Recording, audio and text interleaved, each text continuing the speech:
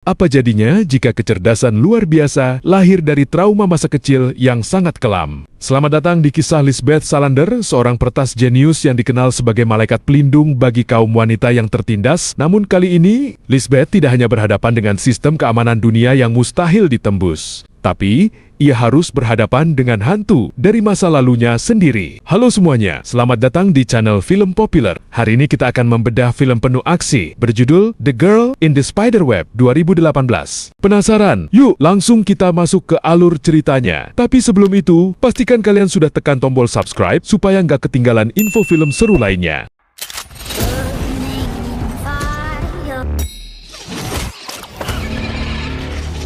The girl who hurts men, who hurt women. I'm transferring all of your cash to your wife. He won't hurt you again.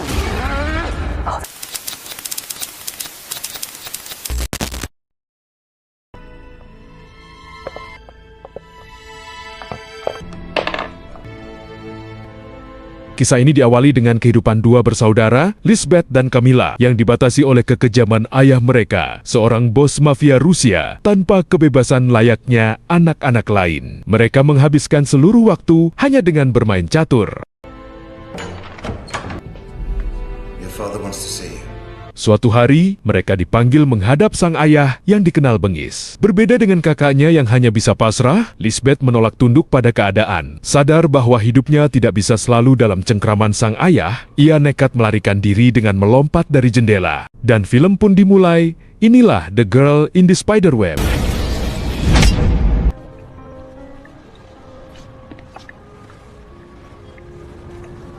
15 tahun berlalu di New York, seorang pebisnis kaya yang gemar menyiksa istrinya. Bahkan, para wanita penghibur. Di tengah aksi kejamnya, lampu tiba-tiba padam. Sesaat kemudian, sosok wanita berpakaian serba hitam muncul secara misterius di hadapannya. Who the fuck are you? Inilah Lisbeth sekarang, seorang peretas andal yang bergerak di bawah naungan sebuah agensi rahasia. Kehadirannya malam itu adalah misi khusus dari kliennya, yang tak lain adalah salah satu korban kekejaman sang pebisnis. Tanpa membuang waktu, Lisbeth meretas rekening bank sang pebisnis. Ia memindahkan 20% kekayaannya ke rekening sang klien sebagai ganti rugi atas segala penderitaan yang dialaminya. Namun, pembalasan tidak berhenti di situ. Atas permintaan kliennya, Lisbeth mentransfer 80% sisa saldo pria itu kepada istrinya sendiri. Sembari melakukan itu, Lisbeth memperingatkan sang istri untuk membawa anaknya pergi sejauh mungkin. Ia juga meninggalkan ancaman terakhir jika sang pebisnis berani mengejar mereka, Lisbeth tak akan segan untuk menghabisinya. So what are you doing? I'm accessing your bank account. Call security!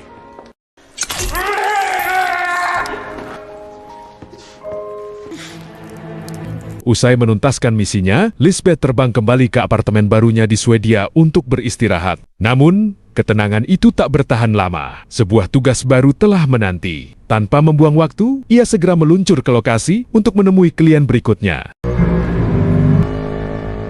Di sana, Lisbeth bertemu dengan kliennya bernama Boulder yang datang bersama putra kecilnya. Boulder bukanlah orang sembarangan. Ia adalah pakar komputer yang pernah menangani sistem keamanan nuklir pemerintah Amerika Serikat. Misi yang ia berikan pun sangat berbahaya. Lisbeth harus mencuri Firewall, sebuah perangkat lunak rahasia yang tersimpan rapat di server pemerintah. The sum of all my sins, 725-byte piece of software. It's a single incident file, it can't be... Firewall adalah perangkat lunak ciptaan Boulder yang mampu mengendalikan seluruh nuklir dunia hanya dengan satu klik. Menyadari besarnya ancaman jika jatuh ke tangan yang salah, Boulder memutuskan untuk memutus kontrak dengan pemerintah dan bertekad menarik kembali Firewall untuk dimusnahkan selamanya. Namun tanpa mereka sadari, sepasang mata tengah mengawasinya. Sosok pria bertopeng misterius itu terus membayangi langkah Lisbeth, mengikutinya dalam diam hingga ia tiba di depan pintu apartemennya.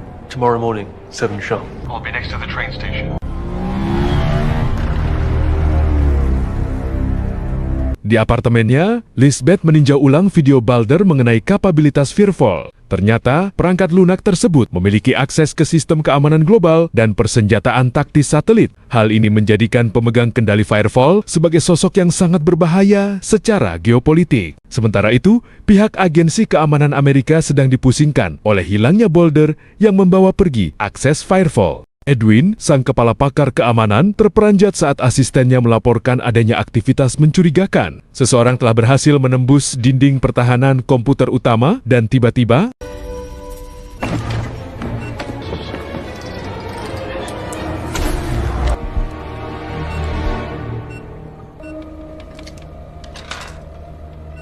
terlambat bagi Edwin, proses pemindahan file sudah berjalan. Alarm darurat berbunyi nyaring saat ia berlari ke ruang server, namun sang peretas sudah berhasil mengunduh firewall. Hasil pelacakan IP menunjuk ke satu lokasi. Tak ingin kehilangan jejak, Edwin pun memutuskan untuk segera terbang ke Swedia demi menemukan pelakunya.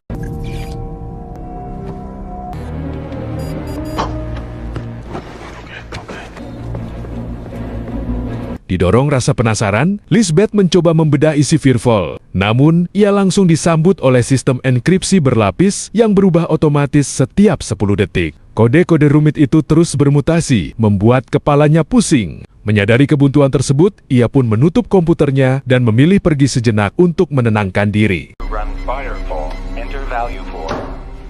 Sesaat kemudian, mobil pria bertopeng bersiap di luar. Mendengar suara dobrakan pintu, Lisbeth langsung keluar dari kamar mandi. Namun ia sudah terlambat. Sosok misterius itu berhasil mencuri laptopnya dan menyabotase kompor gas hingga bocor.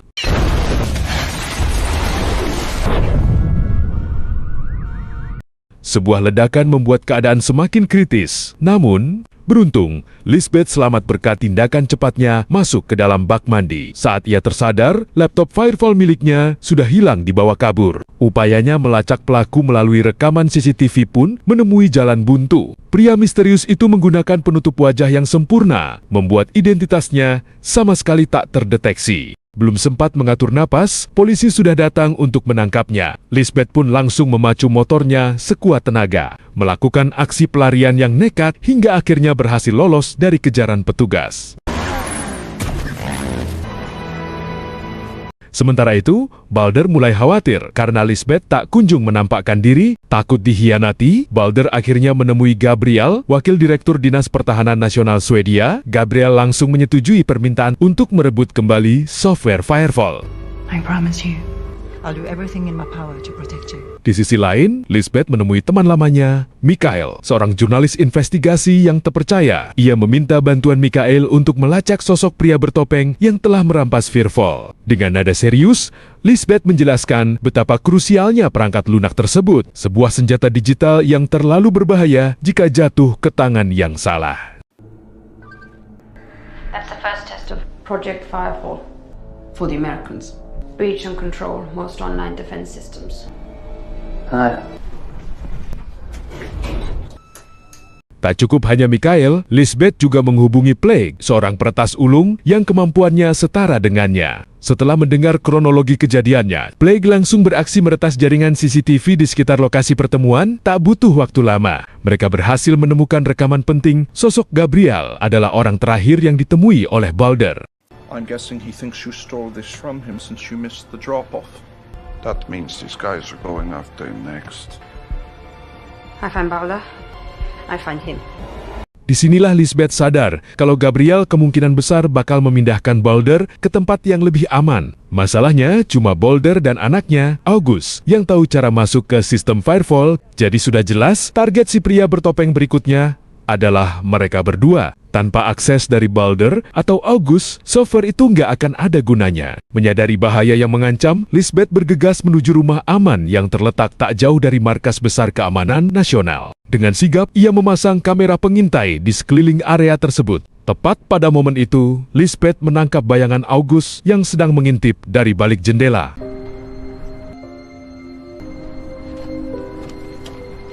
Setibanya di Swedia, Edwin sang pakar keamanan malah tertahan. Ia dibawa ke kantor pusat pertahanan karena dianggap melanggar prosedur internasional. Gabriel yang memegang kendali di sana memperingatkan Edwin agar tidak lancang. Jika Edwin tetap nekat melanjutkan penyelidikannya sendiri, Gabriel tak segan-segan untuk segera mengusirnya dari Swedia. Have a nice day. Sementara Lisbeth bersiaga, Mikhail mencoba berdiplomasi dengan menemui Gabriel untuk membersihkan nama Lisbeth. Ia memperlihatkan foto sosok bertopeng yang telah mencuri Firefall sebagai bukti adanya pihak ketiga. Sayangnya, Gabriel tetap pada pendiriannya. Ia mengabaikan bukti tersebut dan langsung pergi meninggalkan Mikhail. Mata tajam Mikhail menangkap petunjuk penting berupa tato laba-laba pada lengan si pria bertopeng. Ia pun langsung meminta asistennya melakukan riset mendalam. Setelah sebuah nama dengan tato serupa ditemukan, Mikhail segera tancap gas menuju lokasi tempat tinggal orang misterius itu demi mendapatkan jawaban.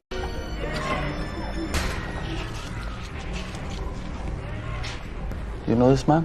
Mikhail akhirnya menemukan sosok pemilik kasino yang memiliki tato serupa. Ternyata, pria ini adalah mantan anggota sindikat kriminal bernama Geng Laba-Laba. Bukannya memberikan informasi, pria itu justru mendesak Mikhail untuk menghentikan pencariannya. Ia memberi peringatan keras, Geng Laba-Laba bukanlah lawan sembarangan, dan cacat permanen pada wajahnya adalah bukti nyata kekejaman mereka. Sorry. Penyelidikan Mikhail berlanjut semalaman hingga asistennya menemukan petunjuk bahwa Geng Laba-Laba memiliki koneksi dengan Rusia. Mikhail pun teringat pada sosok ayah Lisbeth, sang gembong mafia Rusia. Setelah memeriksa arsip lama, kecurigaannya terbukti. Pria bertopeng tersebut adalah Kalser, mantan pengawal kepercayaan ayah Lisbeth yang sangat berbahaya. Terlambat bagi Lisbeth. Kalser, si pria bertopeng, sudah mulai mengeksekusi 2 penjaga di safe house. Lisbeth yang memantau situasi dari layar CCTV langsung tancap gas menuju lokasi. Ia harus bergerak secepat mungkin sebelum Kalser berhasil mengamankan target utamanya.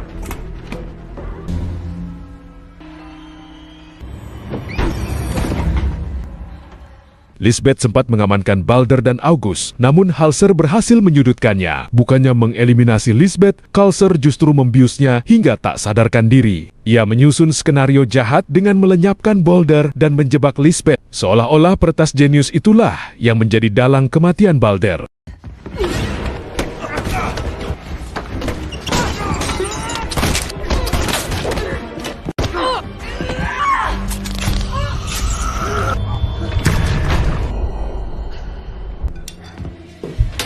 Menganggap August sebagai kunci yang cukup, Holzer langsung membawa kabur anak itu dan meninggalkan Lisbeth. Namun, jiwa tangguh Lisbeth menolak untuk tumbang. Ia merangkak meraih cairan adrenalin, lalu menyuntikkannya ke tubuh sendiri. Seketika, jantungnya berpacu kembali. Dengan sisa tenaga yang ada, Lisbeth meminjam mobil polisi dan mengaktifkan alat pelacak digitalnya. Hanya dengan melakukan scanning pada plat nomor mobil Kalser, ia berhasil mengunci lokasi musuhnya. Lisbeth pun langsung tancap gas untuk melakukan pengejaran sebelum jejak mereka hilang. Lisbeth melakukan aksi pengejaran nekat demi mendekati mobil Kalser. Sebagai peretas kelas dunia, ia memanfaatkan celah keamanan digital pada mobil musuhnya, hanya bermodalkan sinyal dan alat canggihnya. Lisbeth mulai meretas sistem internal kendaraan Halser untuk mengendalikannya dari jarak jauh.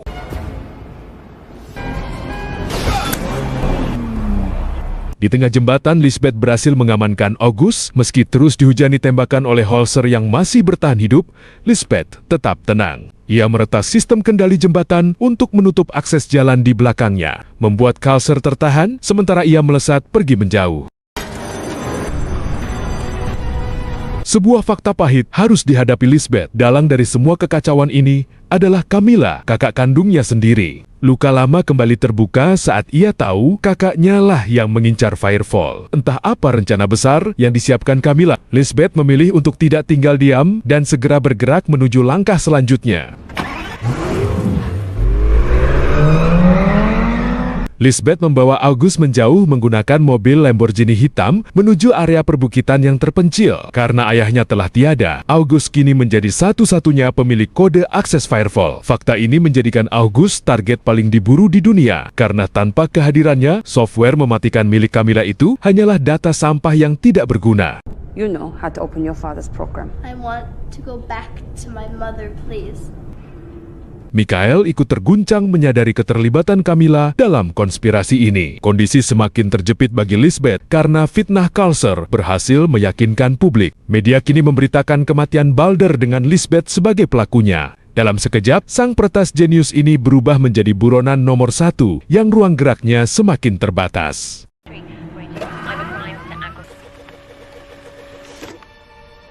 Kembali ke tempat kejadian perkara, Edwin yang masih penasaran akhirnya menemukan kamera rahasia milik Lisbeth. Sayangnya, penyelidikannya terhenti seketika karena Gabriel datang untuk mengusirnya dari negara tersebut. Demi melindungi bukti yang ia temukan, Edwin terpaksa membuang kamera itu sebelum Gabriel benar-benar mendeportasinya. Di sela-sela persembunyian mereka, Lisbeth mencoba menghibur August dengan bermain catur. Namun siapa sangka, bocah ini memiliki kecerdasan di atas rata-rata. August bahkan berhasil memenangkan pertandingan melawan Lisbeth, membuktikan bahwa kemampuan otaknya setara dengan para peretas kelas dunia. Hey, you don't want to finish the game? Checkmate. Michael tiba untuk membahas strategi, namun Lisbeth memilih untuk mengamankan August terlebih dahulu. Ia memberikan sebuah bidak catur sebagai pegangan bagi August. Kejutan terjadi saat August mulai membuka diri. Ia menyebutkan potongan kode rahasia software tersebut kepada Lisbeth. Gestur ini membuktikan bahwa August merasa aman berada di bawah perlindungan sang peretas. No, I don't. Get some sleep. Selesai mengurus August, Lisbeth berdiskusi dengan Michael soal strategi berikutnya. Ia teringat pada Edwin, agen keamanan yang terus membuntutinya. Bukannya menghindar, Lisbeth justru berencana mengajak Edwin bekerja sama. Baginya, Edwin adalah orang yang paling tepat untuk menjaga August selagi ia menyelesaikan urusannya dengan sang kakak.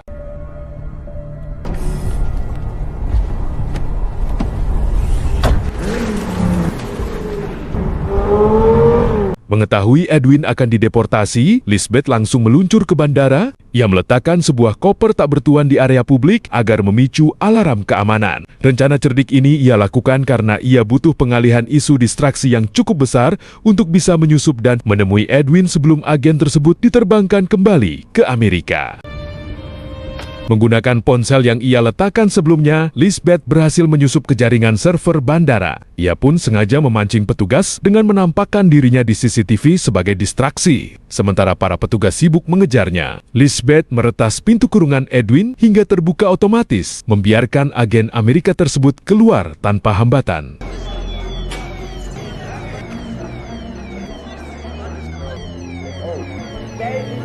Setelah Edwin bebas, Lisbeth segera mengarahkannya ke titik pertemuan di parkiran. Sayangnya, koordinasi mereka hampir kacau saat petugas keamanan berhasil melacak dan memergoki keberadaan Lisbeth secara mendadak. Kini, Lisbeth terjepit di antara misi penyelamatan Edwin dan upayanya sendiri untuk meloloskan diri dari sergapan petugas. I said on the floor. Sementara Lisbeth dan Edwin pergi bersama Michael, August terjebak dalam situasi berbahaya. Ia menerima telepon dari nomor mendiang ayahnya. Tanpa rasa curiga, August mengangkatnya, memberikan celah bagi Culser untuk melakukan pelacakan lokasi secara real-time. Kepolosan August kini justru menjadi pintu masuk bagi musuh untuk menyerbu tempat rahasia mereka. Saat Lisbeth sampai di tempat persembunyian, kondisinya sudah kacau balau. Camilla berhasil menculik August lebih dulu dan melumpuhkan Michael hingga tak berkutik. Di saat harapan seolah sirna dan mereka berdua hampir dibawa paksa, sebuah intervensi mendadak terjadi.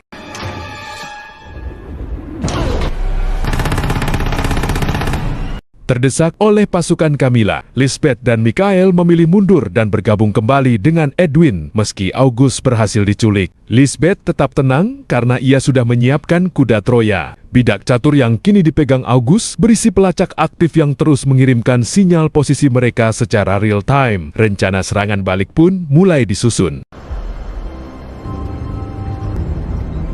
Where's she taking him? Home. Di rumah lama mereka, Camilla menahan August dengan penuh tekanan. Bukannya langsung menyiksa, Camilla justru mengungkap alasan dibalik pengkhianatannya, yaitu uang. Ia menjelaskan bahwa ada pihak misterius yang berani membayar fantastis untuk mendapatkan kode Firefall. August kini menjadi sandera di tengah keserakahan kakaknya sendiri. Michael diam-diam menemui Gabriel untuk meminta bantuan, namun ia justru terjebak dalam pengkhianatan besar. Faktanya, Gabriel adalah dalang sesungguhnya yang mengendalikan Camilla. Ia menginginkan software tersebut bukan untuk keamanan, melainkan untuk menguasai sistem nuklir global. Kini, Michael berada dalam posisi yang sangat terancam setelah mengetahui rahasia kelam sang pejabat tersebut. Now August and Lisbeth are paying the price for all this. They'll hurt him. Lisbeth, Blake, dan Edwin tiba di rumah lama untuk menyelamatkan August, tidak tahu kalau Mikhail sudah tertangkap. Lisbeth mengambil risiko dengan masuk sendirian melalui ruang bawah tanah. Ia bertugas memasang sensor pemancar di titik-titik strategis. Teknologi ini memungkinkan Plague untuk memindai seluruh bangunan dalam format 3 dimensi, memberikan keunggulan taktis bagi Lisbeth untuk menyergap pasukan Camilla. Setelah semua pemancar terpasang, Plague langsung beraksi dengan antena penangkap sinyalnya. Mulai saat ini, seluruh denah rumah lama itu terbuka lebar di layar monitornya. Tidak ada tempat sembunyi bagi pasukan Camilla, karena Plague kini bisa memantau setiap pergerakan secara real-time, memberikan panduan presisi bagi langkah Lisbeth selanjutnya.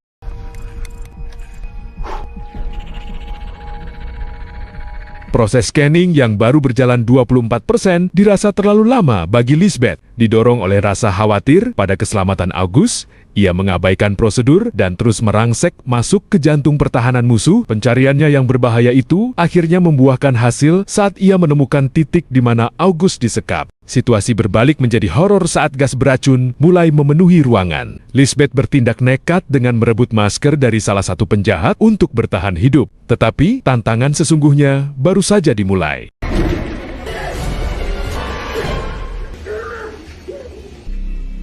Jebakan Camilla sempurna. Kini Lisbeth dan August terkunci dalam pengawasannya. Sebagai senjata pamungkas, Camilla menyeret Mikhail yang sudah tak berdaya ke hadapan mereka. Ancaman mati pun dilontarkan. Kode akses harus diberikan sekarang atau Mikhail akan dieksekusi di depan mata mereka sendiri. Tekanan berat kini berpindah ke pundak August yang ketakutan. Akhirnya, Lisbeth terpaksa menyerah pada keadaan. Ia membujuk August untuk memberikan kunci akses Firefall demi menyelamatkan nyawa Mikhail yang terancam. Access granted. Begitu kode berhasil ditembus, Gabriel datang untuk mengambil apa yang dia inginkan. Namun, rencana Gabriel hancur di tangan Camilla sendiri. Camilla sadar bahwa ia memegang aset paling berharga di dunia dan tidak ingin hanya menjadi bawahan. Alih-alih menyerahkan software tersebut, ia justru mengeksekusi Gabriel agar bisa menjualnya secara bebas kepada pihak lain dengan harga yang jauh lebih fantastis.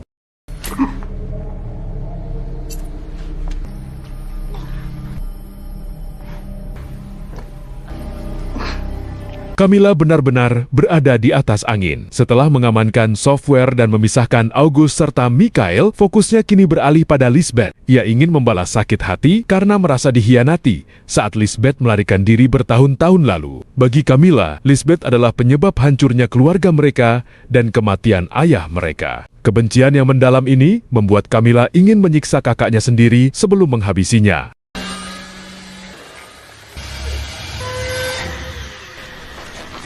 Camilla menyiapkan hukuman mati yang lambat dan menyakitkan bagi Lisbeth dengan cara membuatnya kehabisan oksigen. Tapi bagi Camilla, kematian Lisbeth harus dibayar dengan air mata. Ia berencana mengeksekusi Mikhail dan August lebih dulu agar Lisbeth mati dalam keadaan hancur secara mental. Ini bukan sekadar pembunuhan, melainkan aksi balas dendam yang sangat personal. Goodbye to me.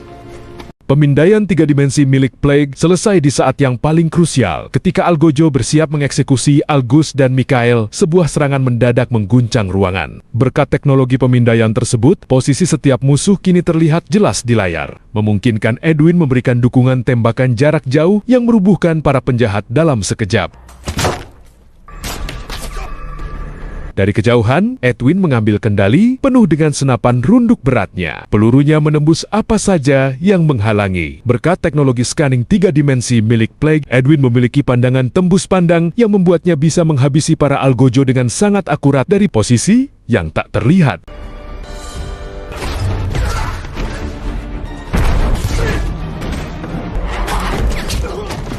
Pasukan Camilla habis tak tersisa. Hanya Camilla yang berhasil lolos dengan membawa aset paling berharga mereka. Sementara itu, menyadari bahwa dinding rumah bukan lagi perlindungan yang aman dari tembakan Edwin, Kalser memilih nekat meloncat dari jendela untuk menyelamatkan nyawanya. Kelegaan menyelimuti Lisbeth saat ia menemukan Mikhail dan August selamat. Namun, tugasnya belum selesai. Dengan Camilla yang membawa kabur laptop berisi software berbahaya tersebut, Lisbeth langsung melakukan pengejaran di tengah hutan salju. Apes bagi Kelcher, niatnya mencari tumpangan justru berujung maut. Karena Camilla dan sopirnya sedang tidak fokus ke jalanan, mereka tidak melihat Kelcher yang berdiri di tengah jalur. Inilah yang terjadi.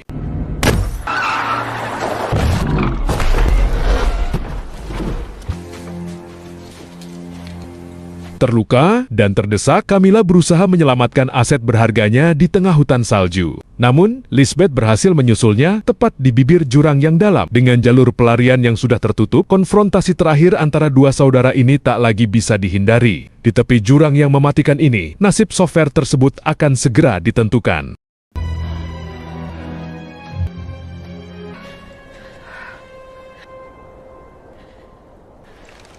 Konfrontasi terakhir ini berubah menjadi sesi pengakuan yang menyakitkan. Camilla menyalahkan Lisbeth karena telah membiarkannya menderita sendirian di tangan ayah mereka. Ia menegaskan bahwa keberanian Lisbeth untuk kabur dulu justru meninggalkan luka dalam baginya yang tidak sekuat itu. Merasa tidak ada lagi alasan untuk bertahan dan enggan mengakui kekalahan, Camilla mengambil keputusan drastis untuk pergi selamanya dari dunia yang telah menghancurkannya.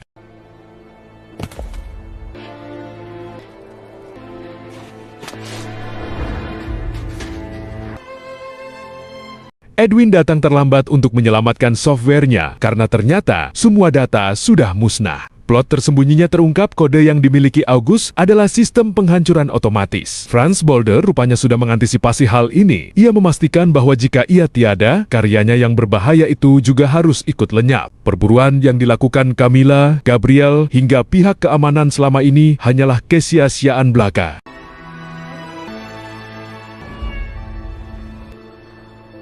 Cerita berakhir dengan momen yang kontras. Michael sedang sibuk menuliskan petualangan Lisbeth dalam sebuah draft berjudul The Girl in the Spider's Web. Sementara itu, Lisbeth memilih cara radikal untuk menyembuhkan lukanya. Ia membakar rumah lama yang penuh dengan kenangan kelam tentang ayah dan adiknya. Asap yang membubung tinggi menjadi simbol bahwa jaring laba-laba yang selama ini membelenggunya telah benar-benar hancur.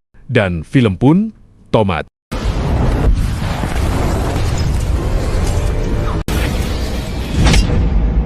Pada akhirnya, api yang membakar rumah masa kecil Lisbeth bukan hanya menghanguskan kayu dan beton, tapi juga simbol dari hancurnya rantai trauma yang selama ini membelenggunya. Kisah ini mengingatkan kita bahwa keberanian untuk kabur dan menyelamatkan diri sendiri terkadang meninggalkan luka bagi mereka yang tertinggal. Camilla terjebak dalam jaring laba-laba ayahnya hingga akhir hayat, sementara Lisbeth memilih untuk terus melangkah meski harus membawa beban rasa bersalah. Bagaimana menurut kalian? Apakah Camilla pantas mendapatkan akhir yang tragis seperti itu? Atau justru Lisbethlah yang bersalah karena meninggalkannya dulu? Tulis pendapat kalian di kolom komentar ya. Sekian ulasan dari channel Film Populer. Jangan lupa klik tombol like kalau kalian suka pembahasan alur cerita kali ini. Dan subscribe biar nggak ketinggalan konten film seru lainnya. Sampai jumpa di recap film selanjutnya.